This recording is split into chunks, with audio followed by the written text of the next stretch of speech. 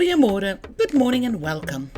Our next stop is Oudtshoorn, a town in the Klein Karoo. We leave the Eastern Cape and head back to the Western Cape. We take the famous R62 and then the N9.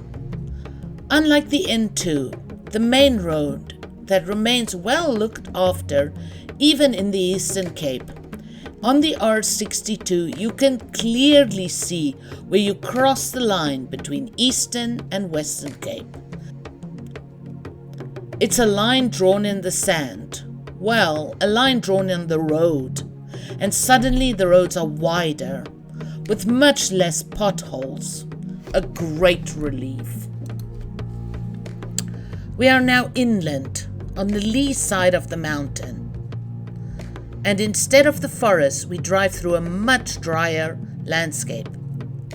Oudtshoorn is a desert town, one of the most famous desert towns in South Africa. Historically, this is the town of ostriches, white gold. But these days, it is the town of the KAKNK, die Klein Karoo Nasionale Kunstefees, the Little Karoo National Art Festival. This is a celebration of visual and performing arts and the biggest arts festival in South Africa. It started as a fairly small festival in 1994, and these days, at the end of March or the start of April, the festival takes over the entire town and the surrounding area. In addition to many specialty-built venues, every barn and outbuilding is pressed into service as a concert or play hall. Half of Oudtshoorn either go away on vacation for the week or move in with family and friends so that they can rent out their houses to festival goers. It has also led to a great expansion of available rentals for the rest of the year, and often at really good prices during non-festival times. When we first saw the price for our accommodation, we all Googled it because we were sure it must have something drastically wrong. But it really was a rather wonderful place to stay, with a pool and an on-site restaurant. Other than ostriches and the KAKNK, Oudtshoorn has several other claims to fame. Just north of town is the famous Kango Cave. Not just the biggest cave system in South Africa, the biggest cave system in all of Africa. You can explore a small part of the cave system as part of a ranger-supervised tours. There is the standard tour that is a leisurely walk through some of the biggest chambers.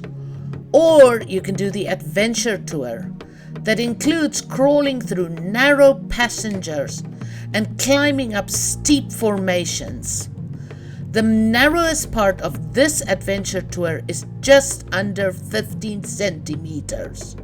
No thanks. On the road back from the Kango Caves are the Kango Wildlife Ranch. This is basically a zoo, but it does offer several wildlife and experiences, in addition to the tour that explores the park.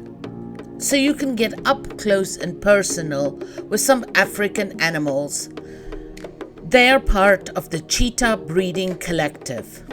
So the 3 little cheetahs that were there when we visited will be passed on to other zoos and wildlife parks to keep the cheetah genetics as wildly dispersed as they can. I believe these 3 are going all the way to New Zealand.